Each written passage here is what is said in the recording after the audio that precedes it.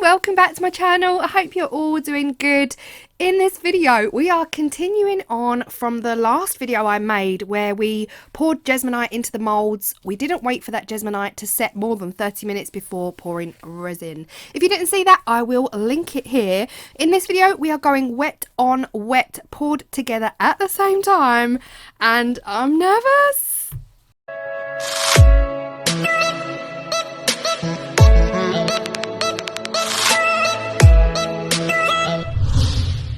So I decided to go down the green route. Sorry, Wendy, I know you hate green. I'm going with green Jesmonite and green resin. So I'm using Let's Resin green alcohol ink and the green Jesmonite pigment. Because of this, I am also going botanical. So I'm adding in some of these dried leaves. Now, these were actually sent to me by one of my lovelies because she knew how pained I was that I kept spending money on leaves on Amazon. So she sent me a whole batch of these leaves. My plan is to put the leaves down in the moulds wherever. There's absolutely no rhyme or reason as to where I put them. I just figured place them in and see what happens. So I just put some little tiny leaves down the sides of the trinket tray, and then some bigger ones I tried to shove. It was actually quite tricky. Tried to get them down the sides of the pot. Now, I'm very aware that I might lose these leaves because I am pouring Jesmonite, which of course is a block opaque product. We're not going to be able to see through it. So if it does coat these leaves, then we will lose them. But again, I've never tried this before. So here we are doing it and just, yeah, gonna wait and see. But I like already the placement of the leaves, and I just carried on until I'd got all of them in. Now, because these leaves aren't utterly flat, they were pressed really beautifully, but I've had them out since and I've not really had them pressed. I was a bit worried about just laying them flat on the mould because they're really not flush to the mould at all. But I figured, hey, I'm doing something new. I might as well just go with it, put them in, and yeah, what's the worst that can happen? The worst that can happen is we lose them, and even that is really not a big deal. So I decided to mix the resin first because Jesmonite, you have to act fast, whereas resin, I've got some playtime. So I mixed up some resin. I really didn't know how much I needed at this point, but once my resin was ready, I put it to one side, allowed it to sit, and then I mixed up around about 80 grams liquid Jesmonite. So that was, yeah, do the maths. Double it and 2.5. God, how bad am I? I should write it down. But I decided to go with a marble effect in the green instead of a block green colour. I figured it would add more interest if it works. I have to be honest, I've never been so nervous for a project as I was in this project because I just didn't know what to expect. We've got a water-based product going in with something that hates water. But yeah, again, there's no actual like water. It's not like I'm adding water, but I'm adding a water-based product. And here I am. I had, again, no thoughts on how I pour it. I just thought I'd pour the clear resin over the leaves in the hope that those leaves would then still be visible. The air bubbles were real on these pieces, and the tapping didn't really do the job seeing as the resin was in there. But in the pot, I decided to just left hand, right hand, just throw it all in until that pot was fully filled up with no expectation as to, yeah, A, whether it would set. Have I destroyed my moulds forever? What's gonna happen? Honestly, I was so nervous. I actually still had some product left over because, like I said, I didn't really know how much to make of each. So I figured we'd have a go at mixing them together in the same cup and pouring them, and we'll see what that brings. Doing this, I noticed immediately that the Jesmonite sank. It sank straight through the resin and sank to the bottom of the cup. It's not that I didn't expect it. I kind of should have expected it because Jesmonite is so much heavier than epoxy resin. And here you see it. It just sank straight to the bottom. So I did wonder what that means for the pieces that I've already poured, and I was wondering if the Jesmonite had already sunk to the bottom of the pot. So yeah, You can kind of see it here. It kind of has. But here I am just pouring out all of my leftovers into a separate mould. I'm just using this coaster mould that I've got. This is like a petri dish mould. Again, it's all linked below. All of these moulds are linked below in my Amazon storefront. And because I don't know what I'm doing, I figured I'd stir it. I'd give it a stir. Why not? Might as well. We've not done this before, so yeah, I'm already not liking this one. I know this is voiceover Claire and I already know the end results, but that, I mean, it just, I don't know, it just looks so congealed and not my cup of tea. But I'm excited for these two. These two are looking good so far. The air bubbles were real. I used my heat tool. I used my heat tool to try and get rid of any bubbles that were surfacing, but they didn't all go away. So I don't know if that's because there was a mixture of the two products. The resin I used was Vista Turbo, and Vista Turbo cures anywhere between 3 and 5 hours. So I came back upstairs. I was toying. I was thinking I'll leave it overnight. And then when I came back up and checked, they were rock hard after 4 hours, and it took everything. It took everything. I honestly didn't want to demold until next day, but I couldn't wait. So here we are. This is 5 hours after pouring both together, and this is the coaster, and it is so meh. The top is textured, the sides were still sticky, so I was really worried about that. I was thinking, I don't know why they're still sticky. It's probably because Vista Turbo cures better in deeper pores. It's not a thin pore resin, and resin needs heat to cure itself. And I guess because this is so thin, it didn't get the heat it needed in those 5 hours. So I just put it back in that mold and I left it until tomorrow. But I already know it's ugly. It's ugly. I don't like it. I don't like it at all. I checked the hardness of the pot and the tray before I continued on. This is just impatient, Claire. Again, I could have waited until the next day, but I couldn't. Let's be honest, I couldn't. So here is the pot. I kind of had a sneak peek to see if there are any sticky parts, any gooey parts, and half of me was expecting it to fall out of the mold in one big wet mess because, again, I wasn't sure if they would cure at all. But here we are. It is absolutely cured. It is rock hard and cured. I love it. There are way more air bubbles than most people would even be accepting of, but I guessed that might happen because Jesmonite is such an air-filled product. But you can see here where there are really matte areas. This is where the Jesmonite is it's the main character here. And then you've got the shiny resin as well, kind of balancing off of that. And yeah, I mean, it's very different. I'm loving the fact that you can see the leaves through it, which is what I was worried about, losing those leaves. But you can still see the leaves, and you've still got some gorgeous marbling in there as well. But yeah, honestly, I was so surprised. A few of my patrons said they'd seen this done before and it's possible.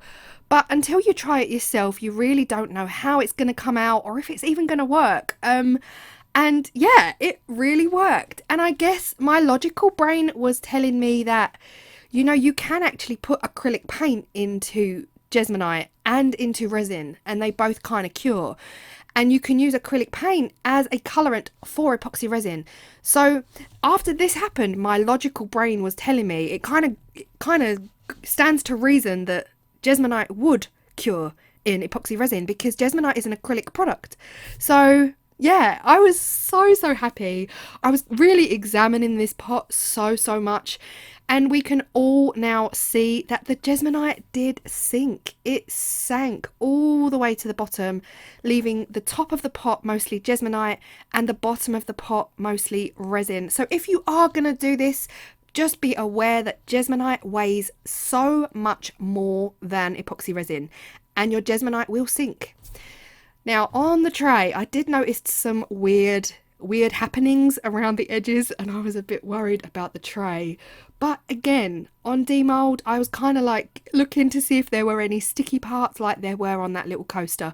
But luckily this mold is deeper, therefore, yeah, the resin cured solid as a rock. And here is the results. And the Jesmonite took over. The Jesmonite took over. The surface is pitted. It's textured. We've got loads of holes here, which I wasn't worried about because I was planning on top coating in resin anyway. But yeah, I'm loving the marble on the green. But the surface is textured like thousands of tiny, tiny holes and only tiny section of resin left. Look at this. This is the one area that didn't get consumed by the Jesmonite on the right hand side. Whereas the whole piece, it pretty much just looks like a Jesmonite piece. And here you can see the resin floated, the Jesmonite sank, but we can still see some of those leaves in there. And I was so happy. And look at this kind of weird stalagmite, stalactite situation going on inside. I can only guess that's the resin rising. So when I put the Jesmonite in, it forced the resin up because it's so much heavier. And we've got these really strange formations in the resin, which I think are gorgeous anyway. Loads of bubbles, guys. Loads of bubbles. Let me know if you've tried this technique and you were bubble free at the end of it, because again, this is the first time I'm trying it. So I know at this point that I'm not a lover of the surface finish. I'm loving the style of the tray, I'm loving the colours, I'm loving that we can still see leaves, but I'm not a lover of the surface finish. It's so textured, pitted, loads of holes, and I knew the only thing to do at this point was to bring it back to life with a tattoo, because tattoos fix everything, guys. So I found the tattoo that I wanted and I just drew around the tray, really just to give me some straight lines. This is way too big for the space and I do end up going in and cutting it way down, but this tattoo is absolutely beautiful. And I think, well, okay, this is voiceover Claire. I know now that it's absolutely gorgeous and it worked a dream, but I thought at the time the tray is kind of still verging on ugly duckling, and the only way to make it saleable or desirable in any way was to add something a little bit more wow. So here is the tattoo. How gorgeous is this tattoo? So you can see me kind of like just testing it out here to fit in, and yeah, as soon as I got it where I wanted it, I was quite happy. But what I did do was cut a little bit more down so it fit directly into the tray, and that is how it went. These tattoos again are all linked below, but I turned the tray around because I thought where the white Jesmonite is on the tray would be ideal to show the watch. So I do at this point just turn the tray around and flip it upside down. And yeah, if you are new to my channel and this is the very first video you are watching, this is a temporary tattoo for skin, and you just apply it to your piece as you would your skin. So here I am just wetting the back, making sure that it is totally saturated, and that is what I do. I have in the past accidentally missed parts where they're still dry and I've ripped the tattoo, so I am being super careful from now on. Okay, are you ready for the reveal? Oh my goodness, I love it. I love it. I am utterly obsessed with this tray now. We have gone from, okay, ugly duckling kind of results to a beautiful, unique, one-of-a-kind tray that is utterly saleable. And yeah, I love it. I absolutely love it. I wish I had more of these tattoos now. I've chopped off most of the flower because the watch really was the main focal point. But here is an image from the side, just to show you the light, how much light has been able to come through, and it's really not much at all because the Jesmonite sank. And another little close-up of those strange formations, and I think they are to blame for the majority of the bubbles, and really why I couldn't get rid of the bubbles. I kept coming back, but they kept resurfacing. But yeah, really interesting to look at, and I wish my camera was better so I could get right in there. So here we are. This is next day, 24 hours later. This is about half an hour after I put the tattoo in. It's fully dried and I am top coating.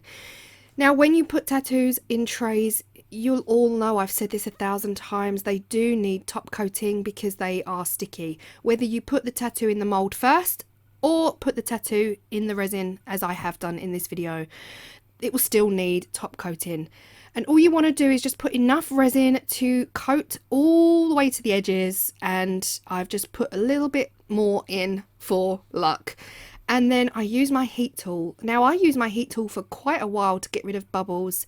I noticed a couple of bubbles coming up. I didn't quite understand where they were coming from, so I ended up going in with my torch, and I thought that would do the job. And here it is. I love it so much. I love it so much.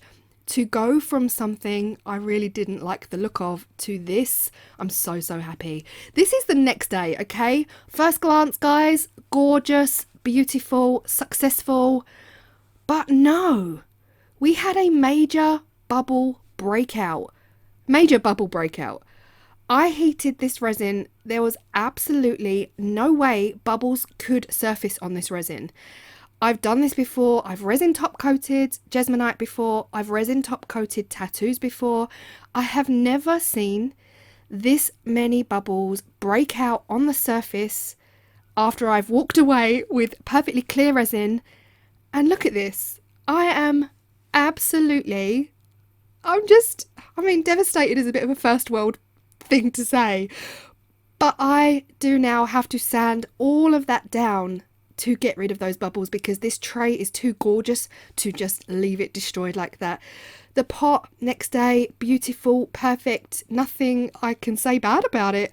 This, however, absolutely not. So mixing the resin and the Jesmonite together in the same pot has created this bleh effect. Not my cup of tea at all. It kind of looks like a flower. You could get away with, maybe if you're good at drawing a rose on top of that. That would kind of bring it back to life a bit. But these two are my absolute favourites. Despite the air bubbles, I'm going to have to work on that, but not in this video because we're already nearly 18 minutes in. So thank you so much. If you found this helpful, let me know. If you have done this technique, let me know. Let me know what the air bubble situation was like because I've definitely noticed a difference in this. I actually, top coat my pieces all the time without air bubble problems. So I would like to know if that is a result of air still being released from the Jesmonite. I don't know. I just don't like it when it doesn't go to plan. But I love it with the tattoo. I hope you found it helpful and I will see you all in the next video. Bye.